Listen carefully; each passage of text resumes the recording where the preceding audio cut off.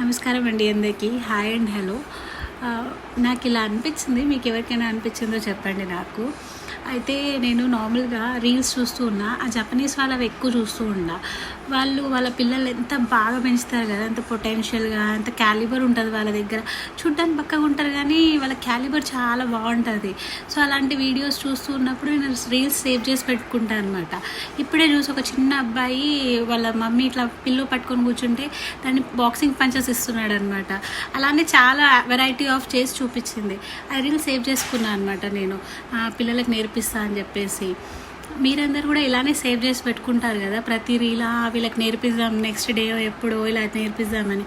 ఏం చేస్తారు, ఆ రీల్ని పూజ చేసుకుంటారు కదా. ఎందుకంటే నేను కూడా అంతే సేవ్ చేసుకుంటా, కానీ నేను నేర్పించడానికి రాదు. పోనీ వీళ్ళకి చేసిద్దామని నేను ఇప్పుడే పిల్ల పట్టుకొని లేచి నాకు కొట్టరా అనమాట. నా మొహం కొడుతున్నాడు కానీ పిల్లని కొట్టట్లేడు.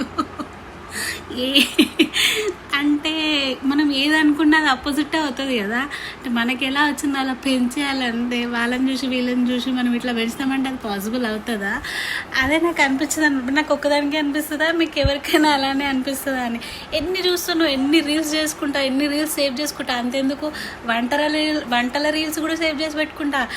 ఇది బన్ పిజ్జా అంట, ఇట్లా అయితే బాగుంటుంది, ఇట్లా తింటారు చేస్తారు. అబ్బాయి ఎన్ని చేసినా కూడా నేను తినాల్సిందే కానీ వాళ్ళు మాత్రం తినరు.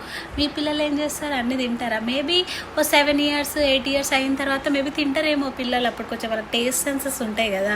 నా పిల్లలు అయితే తినరు బాబు. ఏది చేసినా కూడా నేను తినాల్సిందే కానీ వాళ్ళు మాత్రం తినరు. మొత్తం వేస్ట్ ఆఫ్ టైమ్. మీకు ఎవరికైనా ఇలా అనిపిస్తుంది నాకు చెప్పండి ప్లీజ్.